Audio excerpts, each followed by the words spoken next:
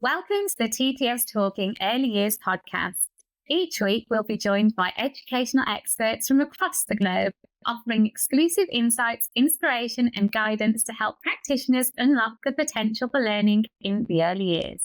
Hello, my name is Ruth Lue-Quee, your host for this week's TTS Talking Early Years podcast.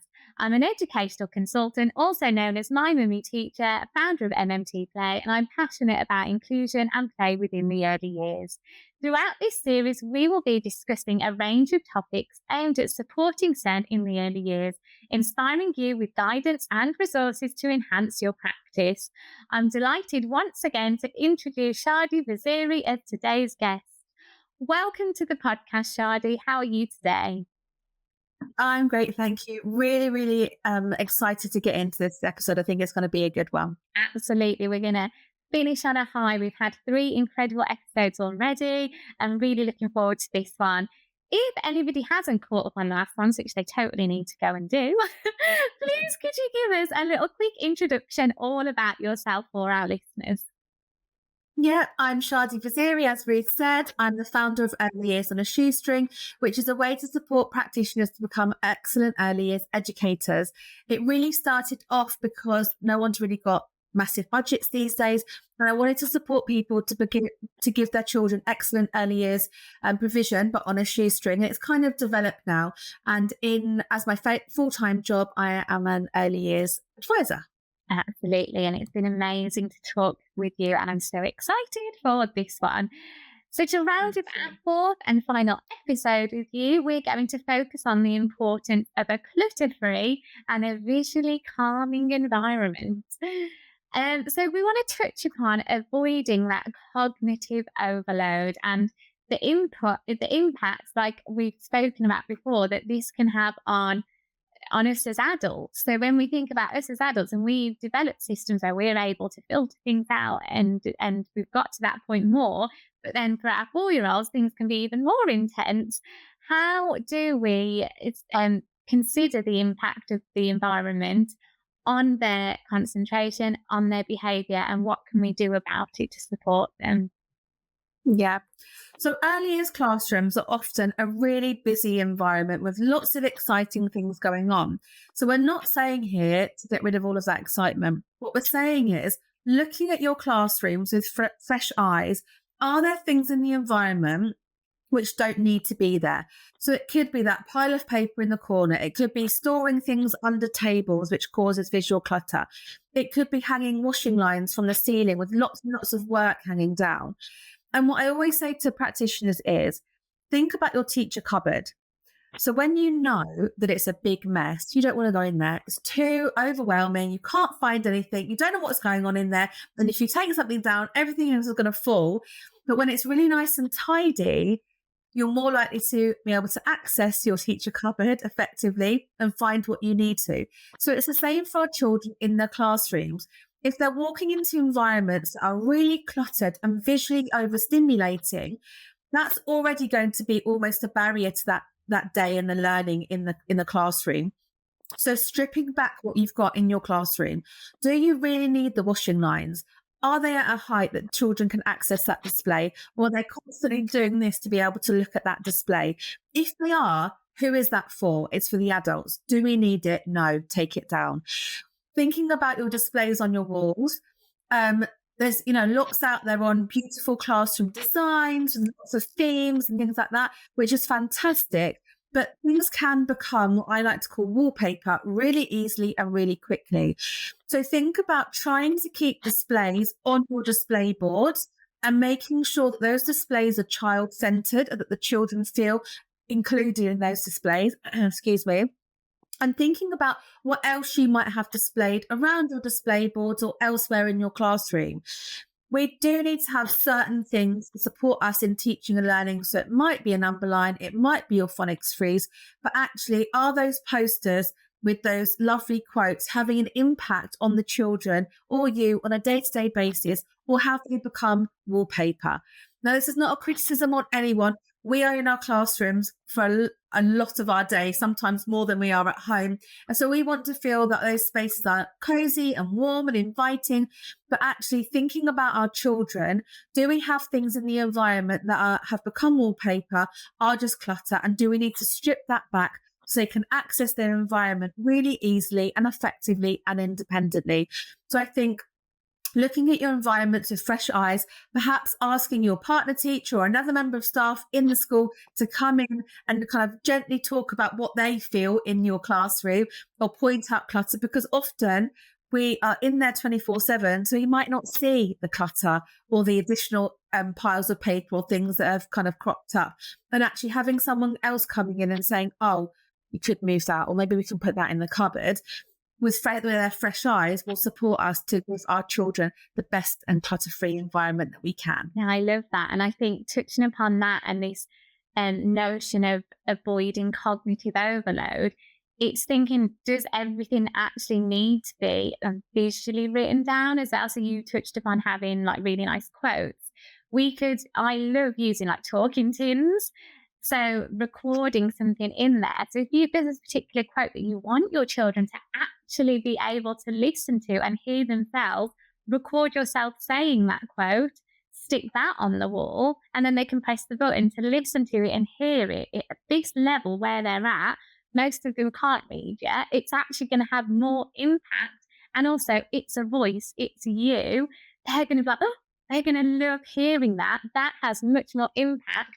And it will reduce that cognitive load from a visual point of view and from a trying to read it point of view.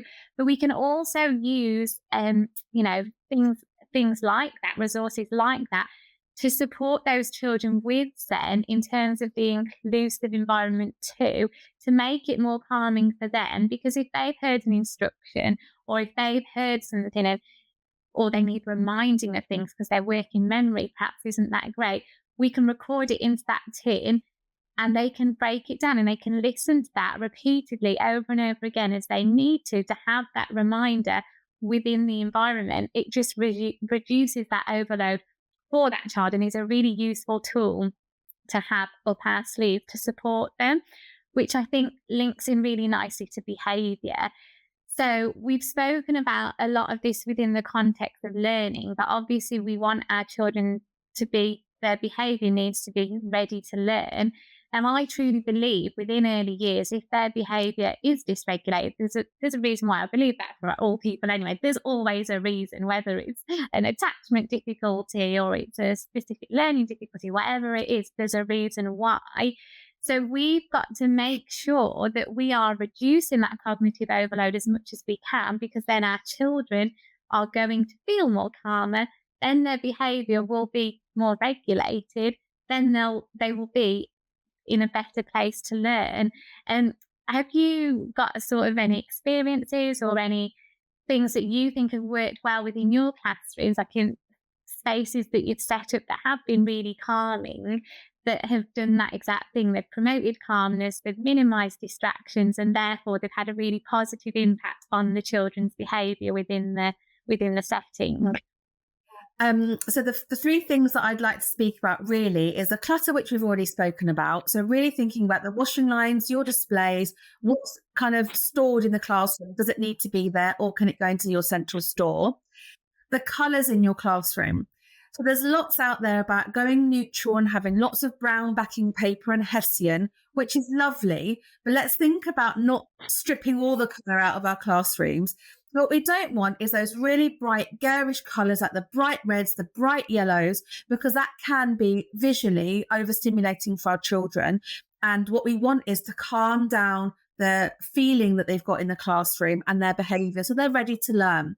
So yes, you can use Hessian or the brown backing paper, but also think about muted colours. So it might be a really nice wallpaper, a muted green or muted purple colour, that you can use as your backing paper, just to incorporate some colour in your classroom, but it's just really calming rather than those bright colours. And then the third thing is thinking about the spaces that you provide the children in your classroom. So it could be a cozy corner or calm down corner or whatever you might want to call it, where the children know that if they're feeling a little bit upset or angry or worried, or they just need some time away from the classroom, they can go to that space. And it might be in a quieter corner of your classroom. It might be just outside your classroom. If you've got more than one classroom, it could be in a particular one. And the other children know that if they see a child in that corner, they just want that time by themselves to have a little bit of re-regulation time. There might be fidgets in there, cozy cushions, blankets, just a lovely space just to be. And that they know that if an adult sees them, the adult might come over and just check in. But actually, I just need that quiet moment. So those three things I think are really important to think about when we're thinking about the whole classroom and the whole child. Yeah, absolutely. I love all of those things. And I think using that safe space in particular, it's so important that we have that, and that it's accessible again. So whatever resources we've got in there, children can access as they need to. And I think it's quite nice to think about all of our senses. So using things like music, using our voices, how are we talking to the children? Are we having those moments of really just and taking a moment to bring that in, or the music that you might put on as they start the day, is it introduced? And in my little boy's school, he's just gone into reception. They seem to have like a different song that they sing every day, but it really helps because he knows like today's Friday and they have this Friday song. So he's like, it's Friday, and he's singing that. But it's like, it's set up the environment for the day that again, it links back to that whole safety, security. That's how he knows it's Friday, because they're going to sing that song. And he's just developing those sorts of things that are really helping him. And even thinking about things like, you know, the music I've spoke about, tranquil music, but even things like I've seen some earlier settings have like diffusery type things where they've got nice smells like scented lavenders. Obviously, you have to look at your risk assessments and that sort of thing, but just playing into our senses and allowing children moments of time to just be, and allowing them that opportunity to just be. I don't think quite often, sometimes we do that enough because our curriculum is so full and we're constantly trying to get this in and this in and that in, and we've got to do this and that. But don't underestimate the power of just being and allowing them to experience quiet and silence. And that's going to really support. That is part of your environment. It's not something you've got in, but it's you as the teacher facilitating the environment to be a calm and inclusive place for those children. One thing that we haven't really spoken about as well is noise in particular. So I know that this can, you know, the noise of an environment can be really, really distracting for some children and very overwhelming for them. What do you sort of think we can put into place when we're thinking about noise to support children? Yeah. So touching on the music and the diffusers, which I guess is part of the noise in a classroom, thinking about using these things in balance.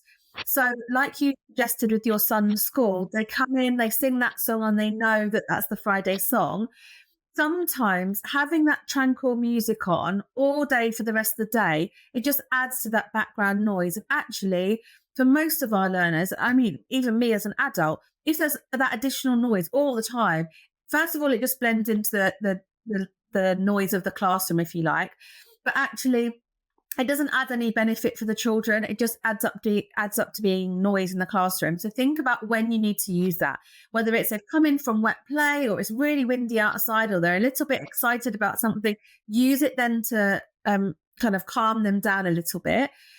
Thinking about your diffusers, some of them you do need to risk assess them. Some of them might be appropriate in schools, but also thinking about, I know that if there's a vanilla air freshener in my car, I've got a constant headache, whereas my husband really likes vanilla diffusers and things. So thinking about what might be beneficial for your children and what actually might just end up being an additional trigger for them. Yeah, absolutely. And that's where it comes down to knowing and understanding the children that you've got within your classroom. And really briefly, just to touch upon this before we finish this episode, because there's so much we could talk about again. It's about a sensory diet, isn't it? We can make things a calming environment for those individual children who need that by providing them with an appropriate sensory diet. So it might not be that every single child needs a particular smell, but you might have a child in there who loves the smell of, I don't know, their mum's washing on their jumper. So for that particular child, they always have a clean, fresh jumper in that they can just go and have a little sniff of if they're feeling dysregulated. Anything like that. That was just the one example off the top of my head. Was there anything else that you'd love to sort of add to this before we finish on how we can make our environments really calming? I just think really it's about knowing your children and knowing what they need and being brave in that and adapting your provision, whether that be the physical environment or the emotional environment, to ensure that all children have got that equitable approach and access to learning and the curriculum. Amazing. Thank you ever so much for joining me on the podcast. It's been brilliant. We've had some excellent nuggets to take away, and it's been a pleasure to talk with you. Thank you. Thank you for having me, Ruth. I'd like to say a huge thank you to our guest Shardi for joining us and providing such valuable insights. You've been listening to the TTS Talking Early Years podcast with me, Ruth Lue-Quee and Shardi Vaziri.